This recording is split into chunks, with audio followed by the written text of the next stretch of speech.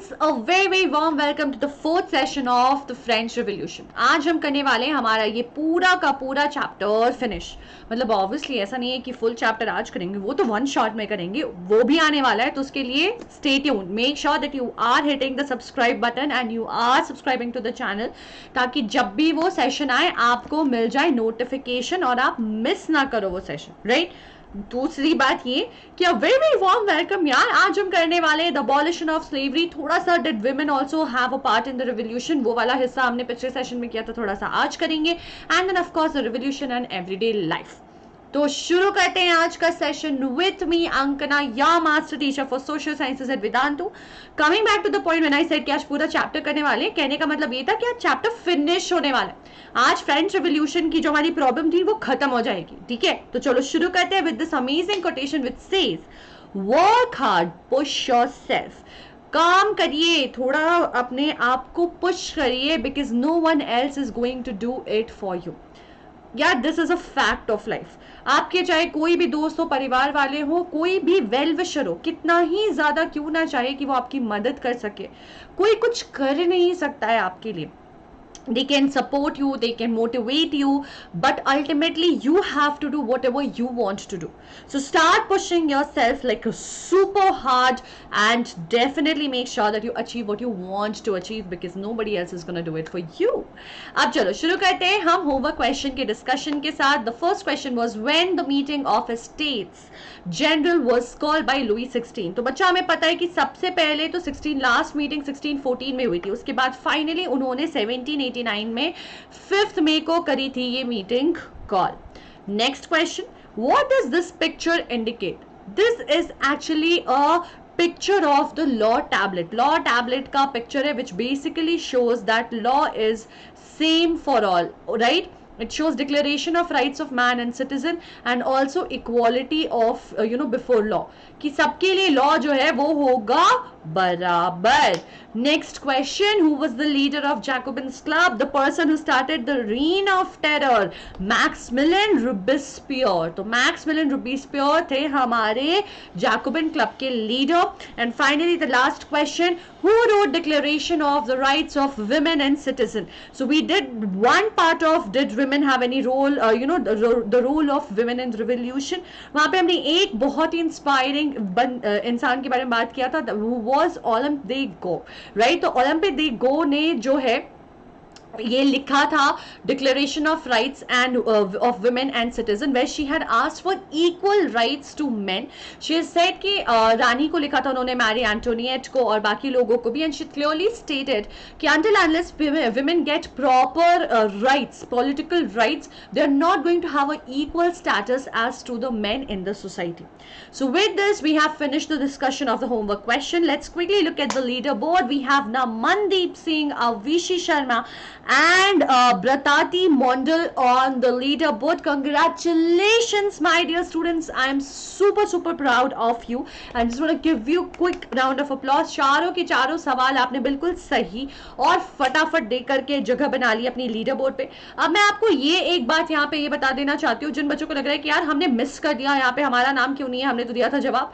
बच्चे या तो आपने चैनल सब्सक्राइब नहीं किया होगा, इसीलिए आपको नोटिफिकेशन नहीं आएगी सेशन, और आपने जवाब दिया होगा पर बाद में लीडर बोर्ड में जो सबसे पहले जवाब देते हैं और सही उनका नाम आता है। दूसरी बात क्या, कई सारे बच्चे सिर्फ लाइव चैट में जवाब देते हैं। मैं कितनी बार भी बोलती हूँ कि बच्चे कमेंट सेक्शन में जवाब छोड़ना, वहां छोड़ना भूल जाते हैं। तो बच्चे जहां हम कमेंट करते हैं वहां पे आपने देना है अपना answer, because that is where the answers gets picked from, हम वहीं से लेते हैं। इसी बात पे अगर चैनल सब्सक्राइब नहीं किया है तो अभी से भी कर लीजिए। Do not forget to hit the like button guys if you super excited कि यार ये सेशन बहुत मजेदार होने वाला है और ये आखिरी सेशन, इसके साथ फ्रेंच रिवॉल्यूशन पूरा क्लियर हो जाएगा, तो हिट कर दो यार like button. And do not forget to share with your friends, जिन्होंने अब तक ज्वाइन नहीं किया सेशन उनको भी बुला ले आए शेयर करके वीडियो, ठीक है? चलो अब बात करते हैं आज हम क्या करने वाले। तो हम करने वाले, did women have a revolution, abolition of slavery. Revolution के बाद लोगों की जिंदगी कैसे बदल गई, what was the after effect of the revolution, end of course the rise of Napoleon. तो बच्चे ये आपके बुक में अलग से राइज ऑफ नेपोलियन नहीं दिया है, it's a part of conclusion only. But why do we need to do this and understand this in specific is because next year जब आप rise of nationalism in Europe पढ़ोगे, which is your chapter 1 of class 10th, तो फिर आपको समझ आएगा कि Napoleon के बारे में कॉन्टेक्स्ट होना क्यों जरूरी है। ठीक है, तो चलो इसी बात से शुरू करते हैं। Did women have a revolution? हाँ जी बिल्कुल, औरतों ने लगातार लड़ी थी लड़ाई for their equality.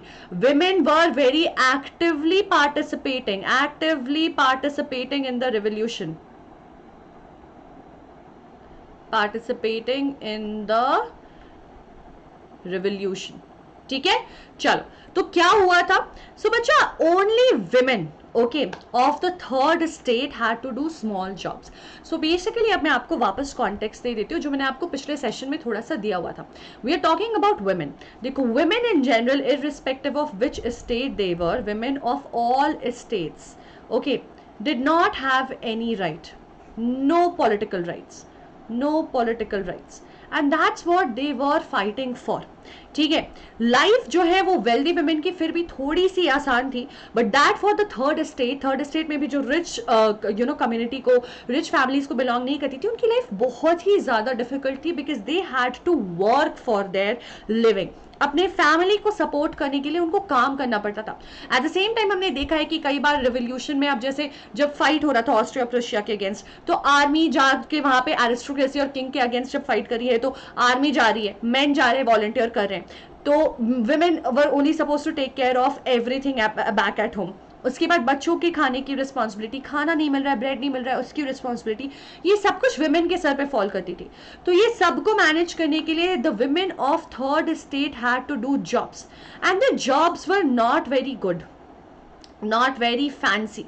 They had to do very menial jobs like a seamstress, like a laundresses, right, fruit seller का job, vegetable seller का job, shopkeeper का job, या फिर servant की तरह employ करना, household की तरह employ होना, domestic help की तरह employed होना, ये सारे काम किया करती थी ये औरतें। ठीक है, and the reason behind this was that they were not educated or trained। तो बेसिकली ना ही इनको ट्रेनिंग दी गई थी, ना इनको एडुकेशन दी गई थी, जिसकी वजह से they could have enhanced their skills and their knowledge और कुछ अच्छा काम करती।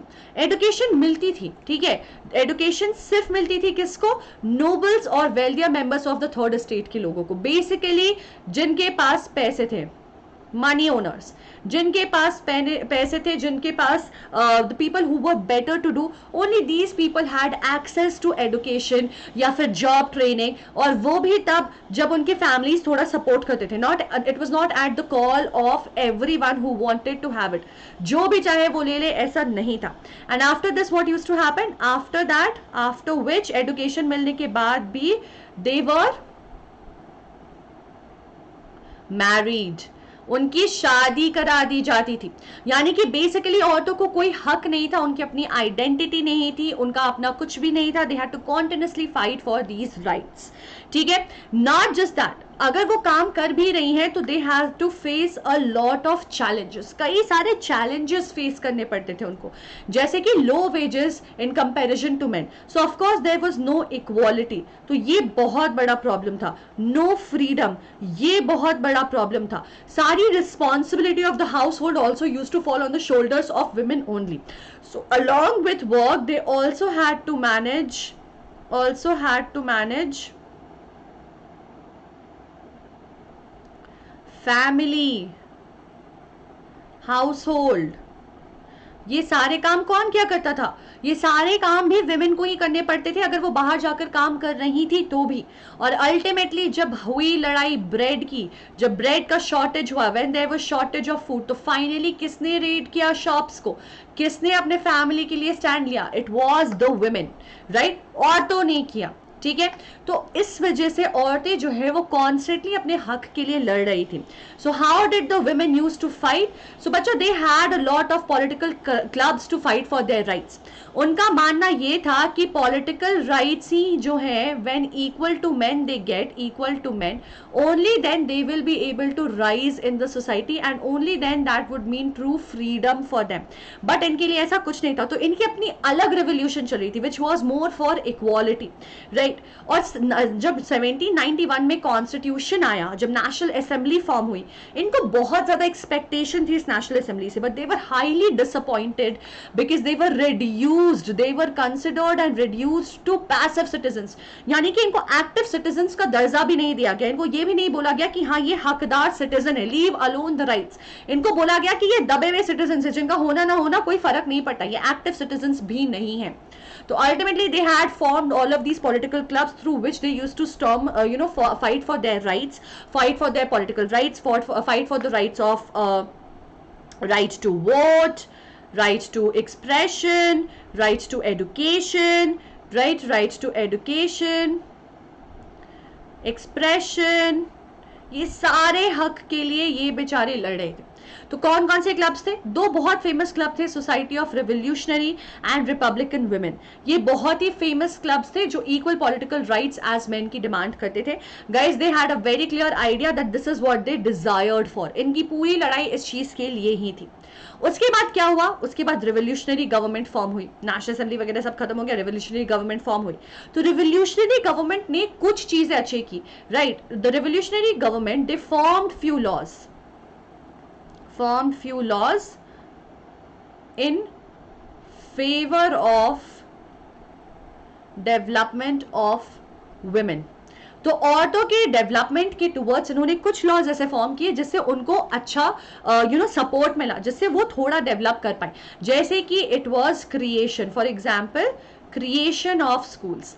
तो स्कूल्स बनाए इन्होंने और स्कूल्स में मैंडेट किया कि लोगों को एजुकेशन, लड़कियों को एजुकेशन मिलनी ही चाहिए। So with the creation of state schools, right, these were state schools, basically state schools, government schools form हुए और बोला गया कि इसमें it is going to be compulsory for all the girls to be there. Now the fathers could not force marriages on the girls. आपको याद होगा पहले हमने बात की है कि लड़कियां कॉन्वेंट जाती थी, but after that their family used to get them married, चाहे वो चाहे या ना चाहे, against their will. Now there were no forced marriages by family और फादर, यानी कि अगर वो शादी नहीं करना चाहती हैं at whatever age they were being forced against their will, उनकी शादी नहीं कराई जा सकती है। इसके पहले एक और चीज थी बच्चे, डिवोर्स लीगल था। ऐसा नहीं था कि डिवोर्स लीगल नहीं था, but only the man could apply for it. Now the divorce had become legal and both man and women could apply, दोनों ही कर सकते थे अब अप्लाई इस डिवोर्स के लिए। यानी कि अगर औरत भी खुश नहीं है, if the woman was also not happy, if she was being forced into something, if she was being harassed, if she was facing any problem, she could just go and apply and it was now going to be acceptable. Also we know that there were no trainings, no education, because of which third estate की women जो थी, they had to work and do menial jobs. But now there were trainings for jobs so that the people, so that the women could become artists. They could run small business. Yeah, so they could run small business so that they could they did not have to do menial jobs anymore. अब उनको इस तरह के काम हमेशा सिर्फ ना करना पड़े बिकॉज एजुकेशन और ट्रेनिंग नहीं है, अब ये नौबत नहीं थी। लेकिन जब रीन ऑफ टेरर हुआ, जब आपके मैक्समिलन रोबेस्पियर आए, जब जैकोबिन क्लब आया, तब क्या हुआ बच्चे? हमने पहले ही बात की है कि with the Jacobin club the women were not given equal right, they were very liberal in their thoughts but only for main. All liberties were only for main. सारा हक, सारी लिबर्टी सिर्फ इनके लिए थी। तो गवर्नमेंट ने क्या किया, जितने भी विमेन क्लब थे, पॉलिटिकल एक्टिविटीज थी, सबको शट कर दिया बाय फोर्स, बिल्कुल फोर्सफुली। इतना ही नहीं, कई सारी औरतें जो फेमस थी उस वक्त, कई लोगों को अरेस्ट किया गया और कई लोगों को तो एग्जीक्यूट भी कर दिया गया, जैसे कि ओलंपे द गो के बारे में भी हमने बात की है, राइट। एंड फाइनली ये जो फाइट है लोगों की, ये जो फाइट है of the women, fight of the women for universal adult franchise,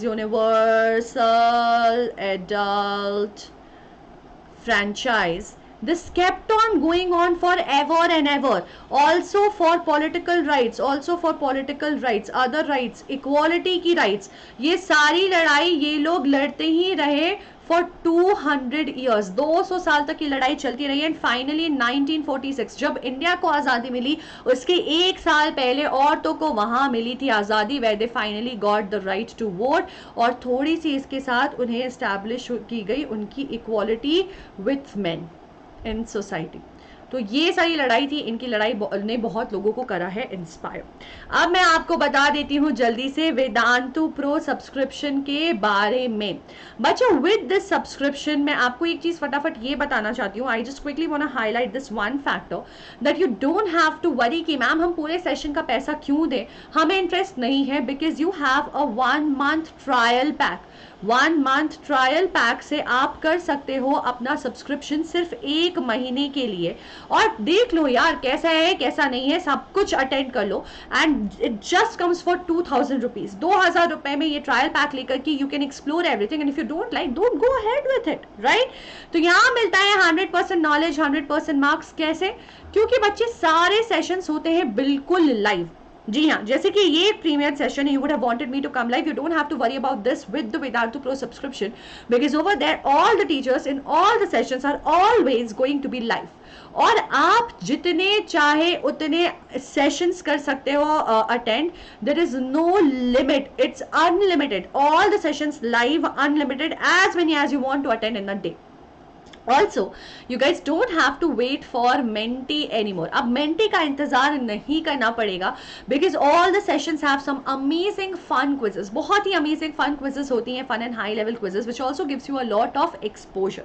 in quizzes से आपको मिलता है बहुत सारा exposure. कैसे? क्योंकि बच्चे ये सारे students जो हैं वो अलग अलग जगह से आ रहे हैं. The few students coming from different parts of India, the students coming from different parts of the world. कोई ऑस्ट्रेलिया से है, कोई दुबई से है, कोई जेडा से, जो जहां से भी है, people from different parts of the world are coming with their different learnings. तो आप सोचो, आप इनके साथ सीख रहे हो, आप इनके साथ कंपीट कर रहे हो, तो आप you compete and you're competing and learning with students across the nation, across the world. तो आपका एक्सपोजर कितना ज्यादा होगा, आपकी लर्निंग कितनी अमेजिंग होगी. अगर मान लो इतने सारे लाइव सेशन है, तो बहुत नेचुरल है कि कोई ना कोई सेशन मिस भी हो जाएगा, या फिर यार आजकल के टाइम पे there are so many things that's happening, किसी भी वजह से सेशंस जो है वो मिस हो सकते हैं. तो अब इन सेशंस का क्या करें हम, ये जो सेशंस मिस हो गए हैं उनका क्या करें हम. ठीक है, तो बच्चा interactive replays with live quizzes and leader boards आपके लिए अब है अवेलेबल. तो बच्चा अब जो रीप्लेज है और लाइव वो बिल्कुल भी बोरिंग नहीं होंगी. रीप्लेज हमेशा बोरिंग हुआ करती थी, ये बोरिंग नहीं होंगी क्योंकि ये आती है लाइव क्विजेस के साथ, जहां पे you get an opportunity to appear on the leaderboard. How amazing is that, isn't it. साथ ही साथ कंटेंट जो है वो डाउनलोडेबल होता है, आप अपने डिवाइस पे कर सकते हो इसको store. You get to store these contents on your device.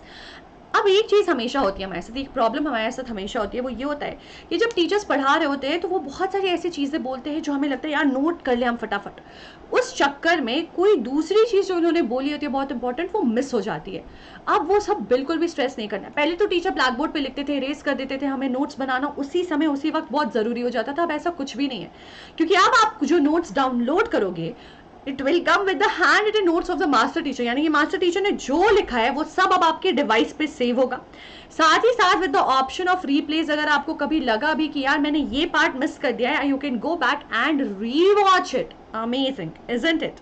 बच्चे आपके डाउट्स भी होते हैं सॉल्व इन क्लास. अब आपको लग रहा होगा मैम यूट्यूब पे तो आप हमारे डाउट सॉल्व नहीं करते, वहां कैसे कर लोगे. बहुत वैलिड क्वेश्चन है. यहाँ देखो, यहाँ बहुत सारे बच्चे और एक अकेला master teacher, it gets difficult to address so many doubts. Also there is so much of messages going on in the live chat कि कई सारे डाउट्स मिस हो जाते हैं. बट वहाँ पे बच्चे आपका एक अलग से Q&A पैनल होता है. वेदांतु प्रो सब्सक्रिप्शन में आपका क्वेश्चन एंड आंसर पैनल होता है, जहाँ पे आप सिर्फ अपने डाउट्स डालोगे, कोई स्पैमिंग नहीं, कुछ नहीं, तो आपके डाउट्स मिस नहीं होते, आपके सारे डाउट्स आंसर होंगे. More than that, there are dedicated class teachers along with the master teachers who are constantly working there just to resolve all your doubts and queries. So when you are stepping out of the session, आपके सारे doubts, आपके सारी queries already answered होंगे. नहीं होंगे तो दोबारा पूछ सकते हो, उसका भी solution है, वो भी बताऊंगी. ठीक है.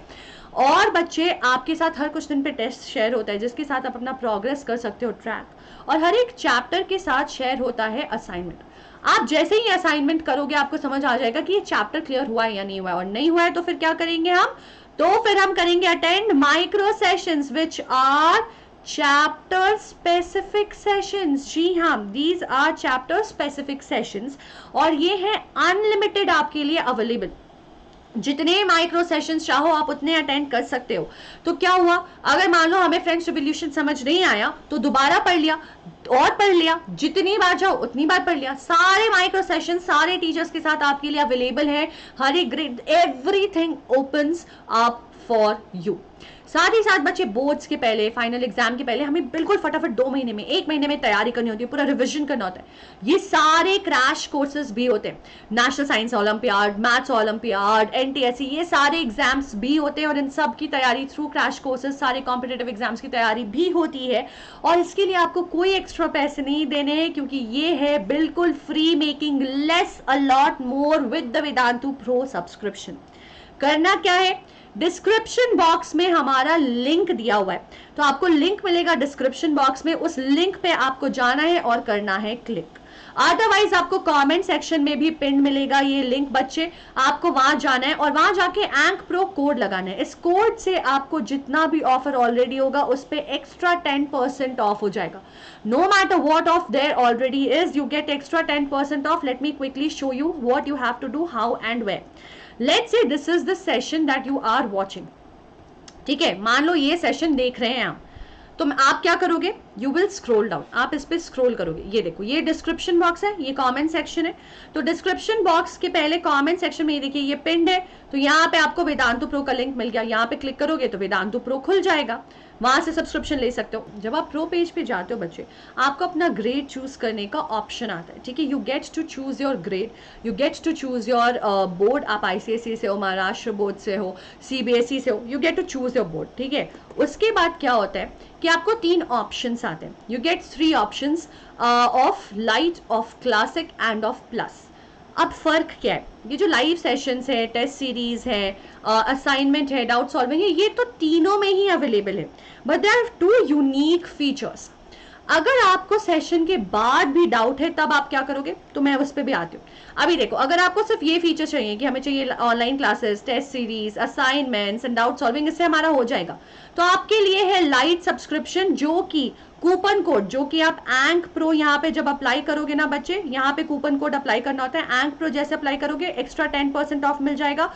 तो 9% पहले से ऑफ था, उस पर और 10% ऑफ मिल करके ये आपको सिर्फ कॉस्ट करेगा 24,749 रुपीज, और 1 मंथ का plan will cost you only 2,070 rupees. That is it. ठीक है, बट यार अगर मुझे सेशन के बाद भी डाउट आया तो फिर क्या करेंगे, तो आपके लिए है option of the classic subscription which gives you access to doubt solving mobile app, यानी कि बाद में, सेशन के बाद भी आप अपने डाउट्स कर सकते हो यहाँ पे रिजॉल्व। ठीक है, तो आपने करना क्या है, आपको सिर्फ इतना करना होगा कि आप जाओगे और इस सेशन पे जाकर के लिखोगे कि यार मुझे ये डाउट है इस वाले ऐप पे, मेरा ये डाउट क्लैरिफाई कर दो, और विद एन स्टिपुलेटेड टाइम आपको ये पूरा डाउट हो जाएगा क्लैरिफाई। यहाँ पे भी बच्चे बिना कोड के ये प्लान आता है 36,999 का, बट जैसे ही आप मेरा code which is ank pro apply करोगे, the moment you apply this code, this plan will come for only 33,299 rupees, and 1 month का cost will be only 2,790 rupees, which is 2,790 rupees. How awesome is that? But कुछ बच्चे अब होंगे मेरे जैसे, right, जिनको लगता होगा यार सिर्फ इस ऐप से क्या होगा, हमें चाहिए ह्यूमन इंटरवेंशन, हमें चाहिए एक ह्यूमन गाइडेंस। तो बच्चा अब आपके लिए ये भी अवेलेबल है with a personal mentor and the plus subscription, जो आपको देता है डाउट सॉल्विंग ऐप का भी एक्सेस और एक पर्सनल मेंटर का भी access. The plan otherwise comes for 53,999, but जैसे ही आप कोड लगाते हो it comes for only 48,599 rupees and monthly only for 4,050 rupees. Ank Pro यहाँ पे कोड करना होगा आपको apply. The moment you apply this code, you will be able to avail the discount. Amazing, isn't it? और आप ये सारा payment कर सकते हो EMI के साथ भी, यानी कि हर महीने थोड़ा सा सेक्शन ऑफ द पेमेंट करना है, आपको सारे पैसे एक साथ देने की जरूरत नहीं है। पहले हम कहते थे कि ले से भी सस्ता, क्योंकि 10 रुपीज से भी सस्ता आता था आपका ये सेशन, पर अब ऐसा नहीं, इसलिए हमने ये प्राइसेस कर दी हैं क्रॉस। अब ऐसा क्यों नहीं है? क्योंकि बच्चे अब आपके पास सारे माइक्रो कोर्सेज, सारे क्रैश कोर्सेज अनलिमिटेड अब हैं अवेलेबल। तो भाई जब अनलिमिटेड चीजें अवेलेबल होंगी तो कोई भी चीज तो टेक्निकली फॉर फ्री हो गई। अनलिमिटेड से किसी चीज को डिवाइड करके आप कैसे एक यूनिट का प्राइस निकालोगे? तो you have unlimited micro courses, which means जब आप एनरोल होते हो तो आपको एक लॉन्ग टर्म बैच मिलता है। ठीक है, एक लॉन्ग टर्म बैच के साथ मिलते हैं आपको सारे माइक्रो कोर्सेज, सारे क्रैश कोर्सेज, बाकी जो भी कोर्सेज हैं बिल्कुल free, access to all of it. अब मैं आपको बता दूं कि ग्रेड 9 का सीबीएसई का बैच स्टार्टेड ऑन 10th में एंड 24th में शुरू होने वाला है। आईसीएसई का 24th मई को और महाराष्ट्र का भी 24th मई को। For 10th standard for CBSE बच्चा 10th में एंड 24th में आर द डेट्स। आईसीएसई 17 मई को बिगिन होने वाला है which was yesterday actually, and Maharashtra का 10th मई को शुरू हो चुका है। So you guys can still enroll into these batches. JEE और नीट के बच्चे जो अपकमिंग एकेडमिक ईयर के लिए प्रेप कर रहे हैं 10th में 24th मई को बैचेस शुरू हो रही हैं और हुई हैं। आप इनमें कर सकते हैं enroll for both JEE and NEET. अब हम बात करते हैं अबॉलिशन ऑफ स्लेवरी की। तो बच्चा स्लेवरी क्या था, कहां से शुरू हुआ था, कैसे हुआ था? तो बच्चे क्या होता था, फ्रांस में ना बहुत सारे कमोडिटीज प्रोड्यूस होते थे, जैसे कि टोबैको, जैसे कि इंडिगो, जैसे कि शुगर। अब ये सारी चीजों का production was very labour intensive, बहुत ही लेबर इंटेंसिव होता था ये। यानी कि यहाँ पे बहुत सारे जो हैं आपके लोगों को काम करना पड़ता था एज लेबरर्स। ठीक है, तो यहाँ पे आपका सैन डामिंगो में, मार्टिनिक में, ये सारे कॉलोनीज जो कैरिबियन में थे, वहां पे ये सारे कमोडिटीज होते थे जहाँ पे बहुत सारे लेबर्स की होती थी जरूरत, बहुत सारे लेबर्स को काम करना पड़ता था। ये कॉलोनीज थी, यानी कि फ्रेंच कॉलोनीज थी, फ्रांस की कॉलोनीज थी। जैसे कि ब्रिटेन की कॉलोनी इंडिया में थी तो वो आसपास तो थी नहीं, दूर थी। ऐसे ही फ्रेंच की कॉलोनीज थी जो दूर दूर थी। अब यहाँ पे ना यूरोपियंस जो थे वो जाकर के काम करने को रेडी नहीं होते थे, तो ये लेबर्स कहां से आएंगे? ये जो मैनुअल काम है ये कौन करेगा? तो यहां से शुरू हुआ शॉर्टेज ऑफ लेबर का प्रॉब्लम।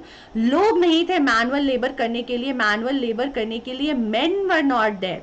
तो कहां से सफाइज होगा, कैसे पूरा होगा? प्लांटेशन में कैसे लेबरर्स आएंगे? तो यहां से शुरू हुई आपकी ये triangular slave trade between Europe, America and Africa, which began in 17th century from the parts of Bordeaux and Nantes to the African coast. तो यहां से लोग जाते थे अफ्रीकन कोस्ट से, लोगों को खरीद के, स्लेव्स को खरीद कर लाते थे।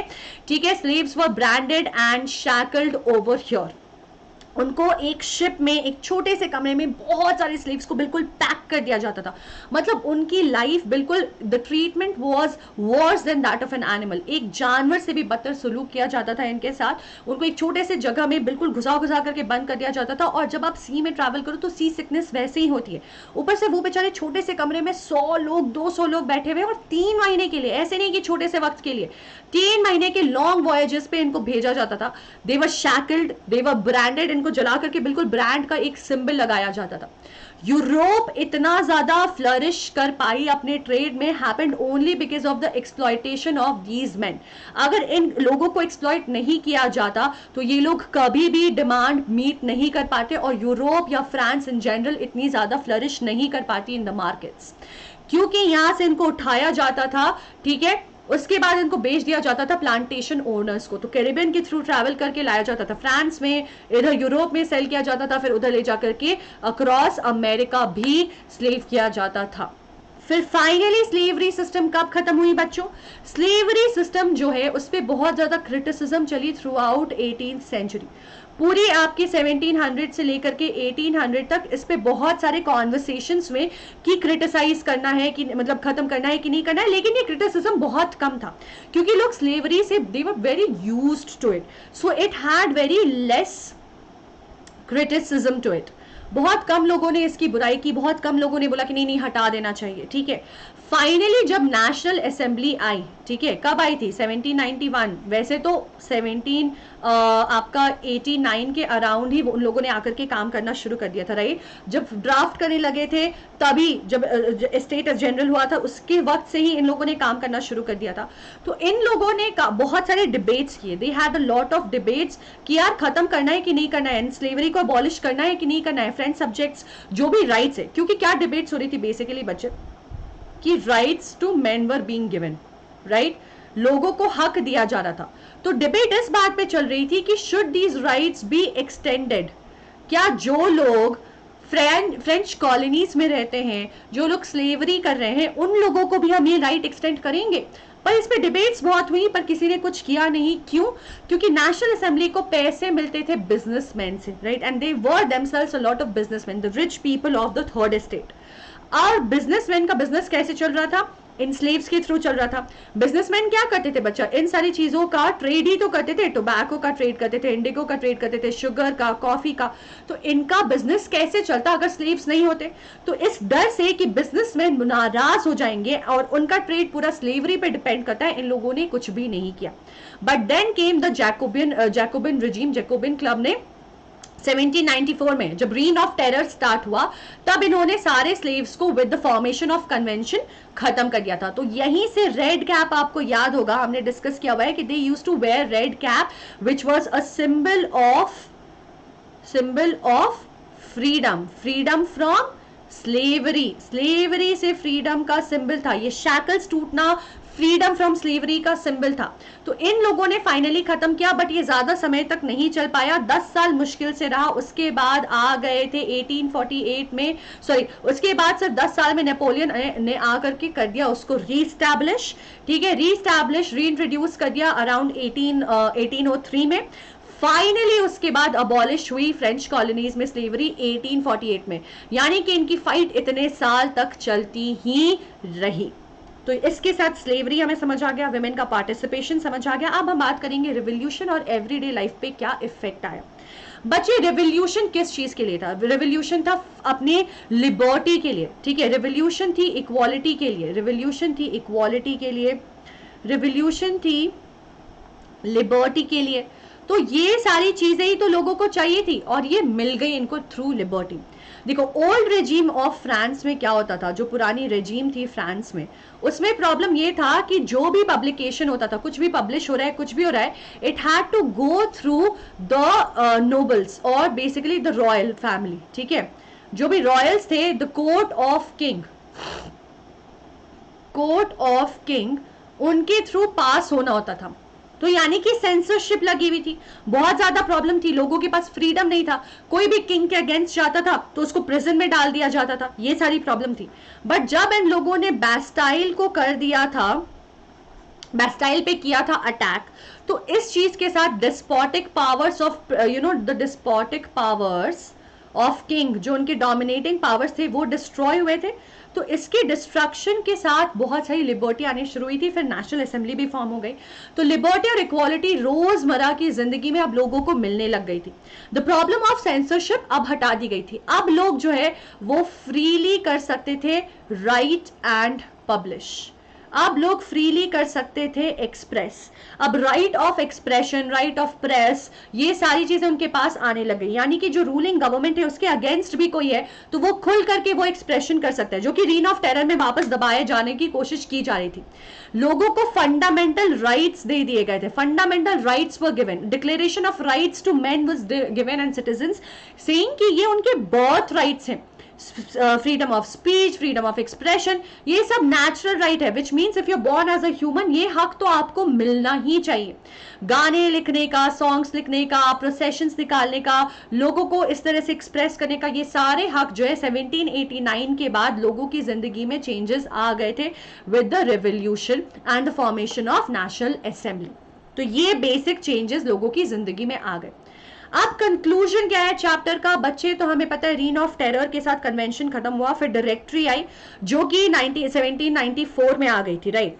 ये लोग मुश्किल से 10 साल टिक पाए थे, only for 10 years, because the government was very unstable. Why was it unstable? Because of constant conflicts. हमने देखा हुआ है पिछले सेशन में कि कॉन्स्टेंट कॉन्फ्लिक्ट्स थे, जिसकी वजह से ये गवर्नमेंट बहुत अनस्टेबल थी। तो नेपोलियन के लिए this thing paved away. Napoleon कौन थे बच्चा? He was a military person, वो मिलिट्री के लीडर थे। तो उन्होंने विथ पावर, विथ सप्रेशन 1804 में आकर के ऑक्यूपाई कर लिया फ्रांस को मिलिट्री के थ्रू, और अपने आप को डिक्लेयर कर दिया, crowned himself as the emperor of France. तो क्या हुआ? He destroyed the republic state of France. France अब रिपब्लिक नहीं रहा क्योंकि it had an emperor again and did what, and reestablished monarchy. तो वो ले आए थे फिर से मोनार्की. और नेपोलियन बहुत ही स्ट्रांग हेडेड थे. ही believed a lot in terms of expansion. तो उन्होंने क्या करना शुरू कर दिया, he had started annexing the kingdoms nearby. बाकी kingdoms को expand कर करके cover करने लगे और अपने family members को he had started appointing their family members को वो सारी जगह देने लग गए ताकि वो expand कर सके और ज़्यादा powerful हो सके, जिसकी वजह से आसपास के kingdom जो है वो बहुत ज़्यादा घबरा गए थे and they were thinking of ways to stop him because he was a very very strong leader. और नेपोलियन की आर्मी जो है वो जगह जगह फैल रही थी. साथ ही साथ उन्होंने बहुत सारे चेंजेस भी किए थे. देखो, एक तो ही वॉज वेरी डोमिनेटिंग. जो भी रिपब्लिक स्टेट को डिस्ट्रॉय करके मोनार्की ले आए वो इंसान अच्छा नहीं हो सकता है, but he did bring a lot of changes. He brought a lot of laws such as protection of private property. तो लोगों के पास पहले हक नहीं था कि वो प्राइवेट प्रॉपर्टी रख सके. प्रिविलेजेस बाय बर्थ फिर से ले आए गए थे. तो उन्होंने uniform system of weights and measures किया, provided the decimal system. Privileges by birth को हटा दिया. कई सारी चीजें उन्होंने बहुत अच्छी की. अब देखो, ये uniform system, weights and measure वैसे तो 10th स्टैंडर्ड में आप डिटेल में पढ़ोगे. मैं आपको एक क्विक समझा देती हूँ क्या होता था. बच्चे, ऐसा होता था कि आप इमेजिन कर लो इंडिया एक कंट्री है, वैसे ही फ्रांस, जर्मनी, ये सब अपनी अपनी कंट्रीज थी. इनके अंदर अलग अलग प्रोविंसेस थे, जैसे कि अलग अलग स्टेट है. अब आप एक स्टेट से दूसरे स्टेट अगर अभी ट्रैवल करते हो तो बहुत से बहुत टोल देते हो because of travelling on the road. आप टैक्स नहीं देते हो. वहां पे एक जगह से दूसरी जगह जाने के लिए टैक्स लगता था, एक जगह से दूसरी जगह बिजनेस करने के लिए टैक्स लगता था, with in the country, not across the country. हम लोग अक्रॉस द कंट्री करते हैं तो एक्स्ट्रा टैक्स लिवाई करते, राइट. वहां पे वैसा होता था. प्लस मान लो अगर महाराष्ट्र में अलग सिस्टम है वेट्स का तो झारखंड में अलग सिस्टम होगा, झारखंड में कुछ है तो जम्मू कश्मीर में अलग होगा, तमिलनाडु में अलग होगा. तो ऐसे में प्रॉपर यूनिफॉर्म सिस्टम नहीं था, which used to make it very difficult for trading and all purposes. तो उन्होंने एक uniform system of weights and measure भी इंट्रोड्यूस किया. तो ऐसे से बहुत सारी चीजें उन्होंने की जिससे लोगों की लाइफ बहुत ईजी हो गई, which was known as Napoleonic code. मैं आपको बता दे रही हूँ, this was known as Napoleonic code. ये कोड बहुत ही अच्छा, बहुत ही हेल्पफुल था लोगों के लिए, ठीक है.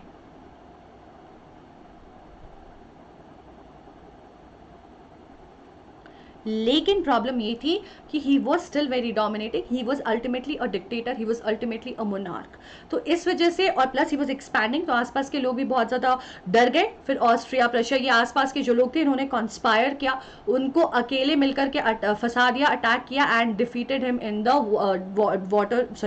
Battle of Waterloo in 1815. तो इनके बारे में डिटेल में बहुत ज़्यादा पढ़ेंगे. यहाँ जानना जरूरी इसलिए था ताकि नेशनलिज्म इन यूरोप जब हम नेक्स्ट ईयर पढ़े तो हमें क्लियर समझ आए. तो बच्चे, इसके साथ हम कंक्लूड करते हैं हमारा फ्रेंच रिवॉल्यूशन, कि फ्रेंच रिवॉल्यूशन शुरू ही हुआ था अपने हक के लिए, लिबर्टी के लिए, डेमोक्रेटिक राइट्स के लिए, और इस चीज की लेगेसी सेट हो गई थी विद द फ्रेंच रिवॉल्यूशन. यानी कि फ्रेंच रिवॉल्यूशन ने पूरी एक, आप समझ लो, एक बहुत स्ट्रॉन्ग एग्जाम्पल सेट कर दिया था for everyone, not just for themselves but for everyone across the world. France के साथ साथ पूरे यूरोप में इस चीज का इन्फ्लुएंस देखा जा रहा था 19th सेंचुरी में. So all the changes brought by the revolution eventually spread. तो ये स्प्रेड होने लगे पूरे के पूरे कॉन्टिनेंट में, पूरे यूरोप में फैलने लग गया था. इसीलिए जो डिक्टेटर थे, जो आपके ऑस्ट्रिया के प्रिंस थे, उन्होंने, ड्यूक ने ऐसा कहा भी कि फ्रांस नीज करता है और पूरे यूरोप को ठंड लग जाती है, पूरे लोगों को इन्फेक्शन फैला देता है फ्रांस. यानी कि फ्रांस कुछ भी करता है पूरे यूरोप में ये होने लगता है. तो फ्यूडल सिस्टम, डोमिनेशन, प्रिविलेजेस, ये पूरे मोनार्की पूरे यूरोप में धीरे धीरे अबॉलिश और खत्म होने लग गई थी. कॉलोनीज, जो लोग थे, जहां पे लोग कॉलोनाइज थे, वो लोग दोबारा फ्रीडम के आइडिया को रीवर्क करने लगे, being inspired by the French revolution. Slavery abolish होने लग गई, कई सारे मूवमेंट्स चलने लगे अपने इंडिपेंडेंट स्टेट के लिए, अपने नेशन स्टेट के लिए. टीपू सुल्तान, राजा राम मोहन रॉय, ये सारे कई सारे लोग हैं who are example who got inspired by the French Revolution which further led to the rise of nationalism in entire Europe. तो ये हमारे एग्जाम्पल है जो फ्रांस और पूरे यूरोप में हुए इफेक्ट से इंस्पायर्ड थे. अब एक टाइमलाइन फटाफट देख लेते हैं अच्छे से याद करने के लिए, ताकि हमें कोई भी कंफ्यूजन ना हो। तो बच्चे 1774 में लुई 16 बिकेम द किंग, 1789 में, इसका स्क्रीनशॉट ले लेना, this is going to be very helpful for you. ये एक तरह से पूरी समरी है आपके चैप्टर की, this is a whole summary, आपको पूरा चैप्टर ऐसे याद होगा। फिर इस किंग ने आप बीच में एक चीज याद एक ऐड कर सकते हो कि 1789 में इन्होंने स्टेट जनरल का वो किया, जहां पे थर्ड स्टेट ने नेशनल असेंबली फॉर्म कर ली गुस्से में 5 मई को। फिर 1971 में कॉन्स्टिट्यूशन फ्रेम हो गया और नेशनल असेंबली भी फॉर्म हो गई, और power of limitation of the king started. 92 से 93 फ्रांस जो है रिपब्लिक बना और जैकोबिन क्लब आ गई और किंग को बिहेड कर दिया गया। 93 से 94 रीन ऑफ टेरर रहा, जहां जैकोबिन क्लब रूल्ड। 1804 उसके बाद यहाँ पे एक चीज हम ऐड कर सकते हैं कि डायरेक्टरी थी, ठीक है, इसके बाद डायरेक्टरी आई। उसके बाद 1804 में Napoleon became the emperor again. 1815 में नेपोलियन वाज डिफीटेड। 1848 में अबॉलिशन ऑफ स्लेवरी हुई एंड 1946 में women got their voting rights. तो ये सारे इंपॉर्टेंट इवेंट्स इस टाइम लाइन में आ गए, आपको इसके डेट्स के लिए बिल्कुल भी स्ट्रेस करने की जरूरत नहीं पड़ेगी। अब फटाफट हम देख लेते हैं हमारा होमवर्क क्वेश्चन। सबसे पहला सवाल है, when did women get the right to vote in France? अभी हमने टाइम लाइन में देखा है, members of the third state were led by Louis 16 and Marie Antoinette, Lenin and Kerensky, Mirabeau and Abicius, or Rousseau and Voltaire. Next question, which body abolished slavery in France? France में slavery सबसे पहले किसने abolish की थी? And finally name the Indian leaders who supported French revolution. कौन से Indian leaders ने French revolution को किया था सपोर्ट? अब इसी के साथ a quick reminder of the V pro of the Vedantu pro subscription, link आपको मिल जाएगा डिस्क्रिप्शन बॉक्स में, पिन भी है कमेंट सेक्शन में, कोड लगा लेना फॉर एक्स्ट्रा 10% ऑफ। ठीक है बच्चे, बहुत जल्दी मेरा लॉन्ग टर्म सेशन शुरू होने वाला है, तो वहां पे आप आकर ज्वाइन कर सकते हो। अब उसके पहले माइक्रो सेशन चल रहे हैं, तो I would love to see you guys over there, but till then I'm gonna just bid adieu. So thank you so much guys, and do not forget to subscribe to the channel अगर आपने already नहीं किया है, ताकि आपको notification आ जाए session का and you do not miss on whatever sessions are gonna go come forward. Do not forget to hit the like button if you liked the session, if you enjoyed the session, आपको French Revolution पूरा समझ आ गया है, और share जरूर कर लेना अपने friends के साथ जिन्होंने अब तक नहीं देखा है ये वीडियो। साथ ही साथ दो बहुत इंपॉर्टेंट चीजें, जितने भी क्वेश्चंस आपसे पूछे गए हैं उसका जवाब आपको देना है कमेंट सेक्शन में, ताकि आपका नाम जो है लीडर बोर्ड पे आ सके और मैम देख भी सके कि कितने बच्चों ने कितना सही जवाब दिया है। दूसरी चीज, आपको सेशन कैसा लगा वो भी आप बताओगे मुझे कमेंट सेक्शन में। और तीसरी सबसे इंपॉर्टेंट चीज है कि आप अपने सारे डाउट्स भी पुट इन करोगे कमेंट सेक्शन में, ताकि हम उसे डाउट और मेंटी सेशन में कर सके एड्रेस।